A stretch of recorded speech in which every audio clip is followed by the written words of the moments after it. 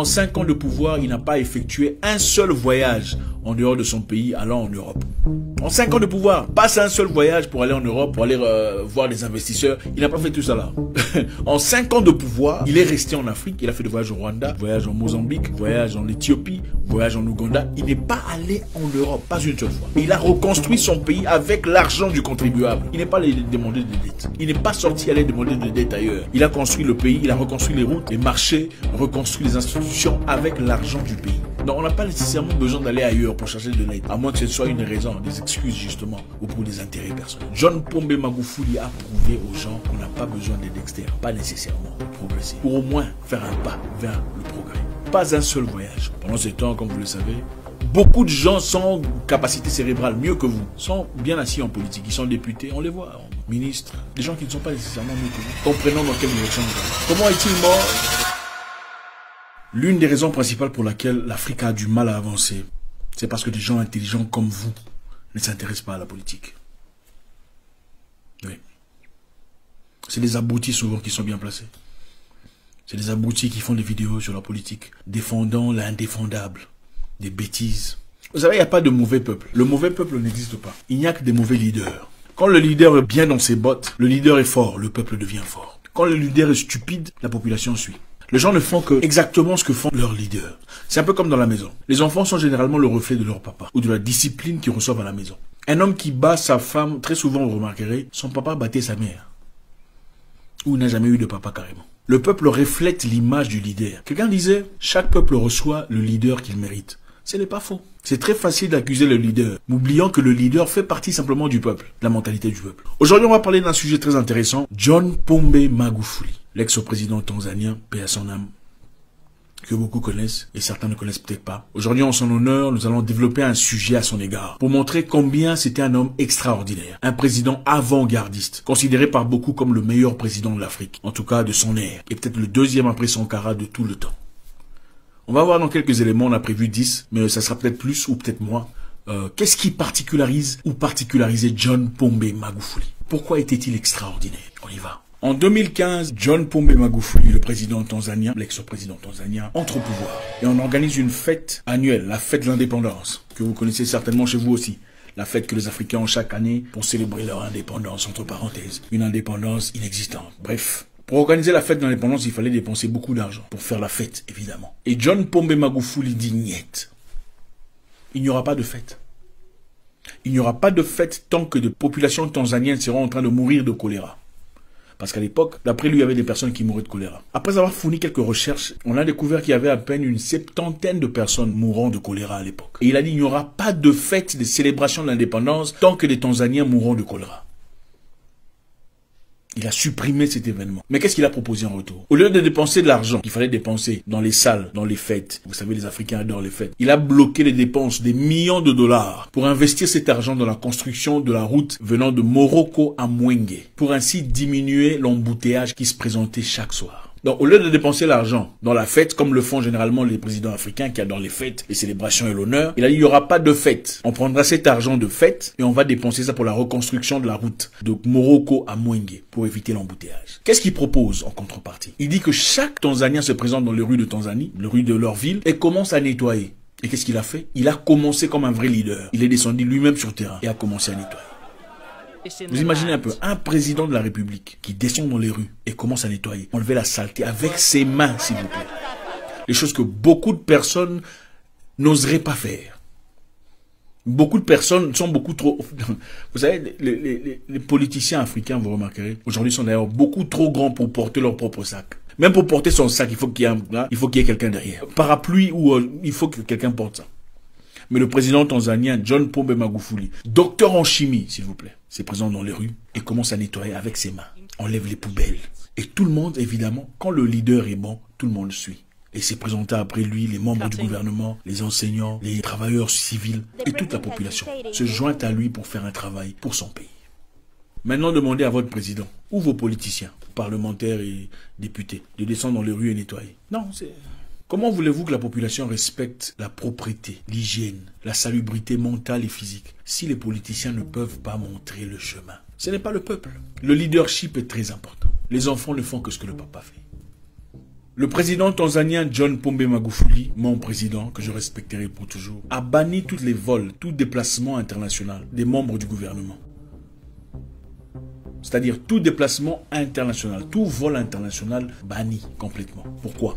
Parce qu'il se dit, pourquoi envoyer des gens à l'étranger si nous avons des représentants à l'étranger? C'est-à-dire s'il y a des choses à faire à l'étranger, appelez l'ambassadeur. Demandez à l'ambassadeur d'effectuer ce qu'il a effectué comme négociation, comme discussion avec leur contrepartie, leurs collaborateurs à l'étranger. Il dit qu'il n'y aura plus de voyage international de membres du gouvernement. Vous savez, dans beaucoup de pays, les gens n'attendent que ça. Avec un petit rien là, on veut aller faire un voyage en Suisse, on veut faire aller voyage en France. Les membres du gouvernement, de manière très inutile, vont en Suisse, vont en France avec l'argent du contribuable. John Pombe Magufuli bannit les voyages internationaux pour préserver l'argent du contribuable. Il dit pour tout voyage international, faites appel à l'ambassadeur pour vous représenter. Ou si c'est nécessaire, si c'est urgent, si c'est sine qua non, alors il faudrait une autorisation officielle, soit de lui-même, de son adjoint, tierce personne qui était consacrée à cet égard. Le 31 novembre 2015, 50 membres du gouvernement tanzanien partaient en voyage de Commonwealth. Commonwealth, c'est l'ensemble de pays colonisés par la Grande-Bretagne qui se réunissent toujours, ils ont leur organisation, vous savez. Alors, 50 personnes, membres du gouvernement, étaient censées partir dans ce voyage. Il a réduit cette délégation à 4 personnes. De 50 à 4. Imaginez-vous. Donc, vous savez, les Noirs, quand ils vont en voyage, c'est souvent conseiller numéro 1, deuxième conseiller chargé de troisième conseiller chargé des papiers, cinquième conseiller chargé des filatures.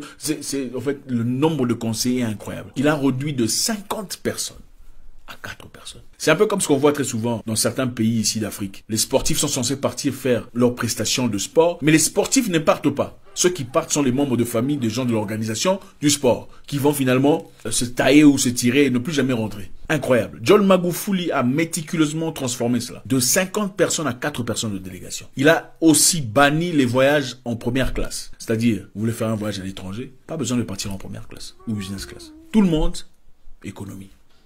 Et ça me rappelle le grand Thomas Sankara, qui disait que vous soyez en première classe ou en économie, quand l'avion décolle, bon, c'est tout le monde qui décolle, hein. Et quand l'avion atterrit, tout le monde atterrit à la fois. Et c'était ça le concept de John Pombe Magufuli, dans le but de garder, d'économiser de l'argent. Il a ainsi économisé des millions de dollars en tickets, en logements, en nourriture, en perdium. Tout le monde partait en économie. En tout cas, parmi les membres du gouvernement. Les seules personnes qui pouvaient voyager en first ou business class, c'était le président lui-même, son adjoint, le vice-président et le premier ministre. Voilà comment a procédé John Magufuli pour changer la mentalité des Tanzaniens. Bulldozer, John Pombe Magufuli a interdit tout rassemblement, réunion ou fêtard ou tout meeting des membres du gouvernement dans les hôtels chers. Vous savez, les Africains, ils adorent ça. Quand on fait partie du gouvernement, ou on est député, on va se réunir dans certains endroits. Les endroits les plus huppés de la ville. Évidemment, on ne paye pas de son argent. C'est l'argent du contribuable. Il a interdit tout ce fait. Vous voulez faire des réunions, des meetings, des rassemblements, faites-les dans vos bureaux. Vous avez des salles de réunion. Épargnant ainsi le pays des dépenses inutiles dans les boissons, les champagnes. Vous savez comment ça se passe. La nourriture, les gâteaux. Pendant qu'il y a beaucoup de gens qui souffrent, qui ont véritablement besoin d'aide. Et cet argent pourrait servir de tremplin pour changer leur situation. Il a dit, si vous êtes politicien et que vous avez faim, mangez à la maison. Après, vous êtes rassasié. Ensuite, venez à la réunion. Voilà. Beaucoup n'ont pas aimé ça, évidemment. John Pombe Magufuli, juste après avoir été élu comme président de la Tanzanie, est parti faire une visite surprise à l'hôpital Muhimbili. Muhimbili, c'est le plus grand hôpital de l'État. Il est parti en visite surprise. Il est parti dans les corridors où personne ne part. Vous savez comment ça fonctionne. Quand vous invitez une autorité, vous montrez les parties les plus propres, n'est-ce pas? Ah, ici c'est bien, on peut montrer là, on peut montrer. Mais lui, il voulait pas ça. C'est lui qui dirige. Moi, je vais partir par ici. Je vais aller de l'autre côté. Et étant lui-même docteur en chimie, c'est une personne qui comprend tout à fait le fonctionnement d'un hôpital. Et il a trouvé les machines de scannage, comment vous appelez ça, CAT scan, CT scan, c'est quoi en français, je sais plus. Enfin, bref, vous allez compléter ça, j'ai oublié.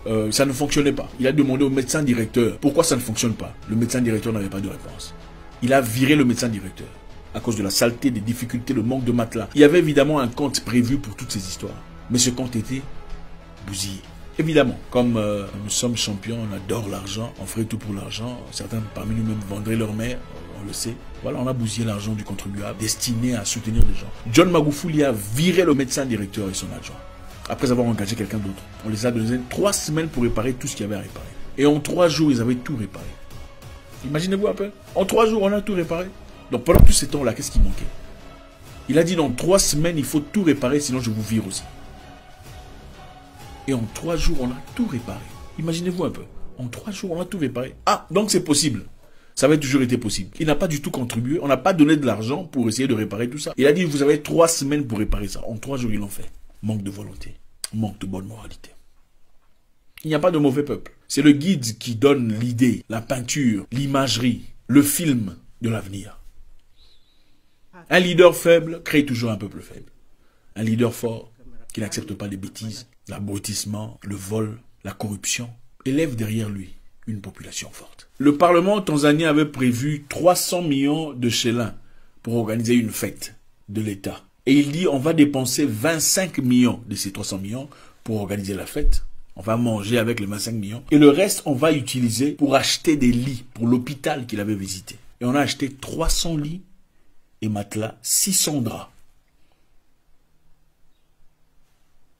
Incroyable. Ils auraient évidemment bouffé l'argent s'ils n'avaient pas fait ça. En fait, ça arrive très souvent. Il y a un budget qu'on donne pour tel ou tel élément, un budget pour organiser un événement. Très souvent, on n'atteint jamais le maximum du budget. Disons qu'on a donné un budget d'1 million de dollars, pour simplifier, et l'organisation a coûté 200 000 dollars. Vous pensez qu'ils vont rembourser les 800 000 dollars? On ne le fait jamais. On ne le fait jamais. Jamais on ne fait ça. On fait un voyage au nom du gouvernement et on remet l'argent qu'il faut. Pourquoi? Mauvaise moralité. Basse moralité. On ne peut pas placer au pouvoir des gens de basse moralité. Le pays n'ira nulle part. Il ne s'agit pas toujours d'avoir des diplômes et de l'intelligence scolaire. Ce n'est pas toujours question de ça. C'est question de moralité aussi pour évoluer dans la vie. Des gens qui n'ont pas fait des grandes études peuvent être des gens convenables pour l'avancement d'un pays ou d'une organisation. Avec l'argent destiné à la fête, on a rétabli l'hôpital pour l'avancement et le bien-être du peuple tanzanien. Au pouvoir, John Magufuli a réduit le nombre de ministères de 30 à 19. Donc il y avait 30 ministères en Tanzanie. Il a réduit cela à 19. Pourquoi? Parce qu'il a compris que 11 étaient inutiles. Malheureusement, aujourd'hui, dans beaucoup de pays, on fabrique même des postes qui ne servent absolument à rien pour se faire de l'argent. Et comme le disait, celui qui devient riche à travers la politique est un voleur. On ne peut pas devenir riche à travers la politique. On ne devient pas politicien pour acheter des villas. On devient politicien pour améliorer la vie des gens. Pour changer la condition de vie du peuple. Il a aussi annulé les primes des membres du gouvernement. Vous savez, les membres du gouvernement, dans beaucoup de pays, reçoivent des primes. Il a dit ces primes servent à quoi? Si vous avez un salaire à la fin du mois. Vous avez été engagé pour un salaire à la fin du mois. Les primes servent à quoi? Et je pense que c'est une très bonne idée. Parce que quand on réduit les salaires des politiciens, c'est là qu'on commence à trier les vrais politiciens. Parce qu'il y a les politiciens qui veulent le bien-être, l'avancement, le développement du peuple. Et les politiciens qui sont là pour s'acheter une villa et une Jeep. Quand il n'y a plus d'argent comme ça, les politiciens qui sont vraiment là pour travailler pour le peuple se présentent. Ils seront les seuls à rester. Les autres iront faire le commerce ou le marchandage quelque part. Parce que leur objectif, c'est de l'argent. Il a annulé les primes des officiels, encourageant d'être satisfaits de leur salaire. Il a aussi dit aux ingénieurs liés à l'État, pourquoi avez-vous besoin d'être coucoulés dans des voitures V8 qui n'ont absolument rien à voir avec votre travail? Pourquoi avez-vous besoin de rouler dans des voitures V8? Vous êtes ingénieur, il faut chercher des pick-up qui ne sont pas nécessairement V8, qui vont en accord avec votre travail. C'était une personne qui n'était pas là pour s'enrichir. Il était là pour l'amour du peuple. L'éducation civique et morale est primordiale. Au-delà de tout, l'enseignement, l'intelligence, les qualifications, la spiritualité, l'éducation civique et morale est très importante. Sans laquelle, on aura toujours des bandits, des escrocs, des aventuriers, des profiteurs, des opportunistes, des parvenus en politique. John Pombe Magufuli a transformé radicalement son pays en très peu de temps. Un seul mandat, 5 ans, et quelques poussières. Dans d'autres pays, on vous dira, à notre arrivée, le pays était complètement par terre. Donc, on a besoin de 20 ans, si pas plus. Il n'avait pas besoin de tout ça. En 5 ans, il a fait des choses énormes. Construit de routes tanzaniennes. L'infrastructure a complètement changé. Le peuple est heureux, content de l'avancement du progrès. Combattu farouchement la corruption. La corruption dans un pays commence au-dessus. Ce ne sont pas les peuples qui font tout ce que vous croyez là. Quand les travailleurs savent que le chef est corrompu lui-même, ils comprennent qu'il faut se servir. Mais quand ils savent que quand on est corrompu, on va en prison, on subit des conséquences, on est mis à nu, on est ridiculisé, comme on le fait dans un pays de l'Afrique de l'Est, les gens commencent à changer. Le leader détermine la direction du peuple. John Pombe Magufuli, comme vous le savez, était une personne qui remettait tout en question. Avec l'événement qui s'est passé récemment, vous connaissez très bien, je ne donnerai pas les détails, il a refusé de s'incliner à l'idée internationale. voulant ainsi préserver l'intégrité de son peuple et leur indépendance mentale, qui est très important pour la libération d'une nation. Aujourd'hui, nous le célébrons, John Pombe Magufuli, le meilleur président d'Afrique de sa génération, et pour beaucoup, juste après Thomas Sankara. Beaucoup de gens souhaiteraient avoir des présidents un homme qui ne s'exprimait qu'en Swahili. Il n'avait pas de complexe, oh, la papier, les travails. Il n'a pas de complexe d'articles, tout ça, comme les francophones, les francolâtres. Il s'exprimait tout le temps en Swahili, sa langue maternelle, pour valoriser sa nation. En 5 ans de pouvoir, il n'a pas effectué un seul voyage en dehors de son pays allant en Europe. En 5 ans de pouvoir, pas un seul voyage pour aller en Europe, pour aller voir les investisseurs. Il n'a pas fait tout ça là.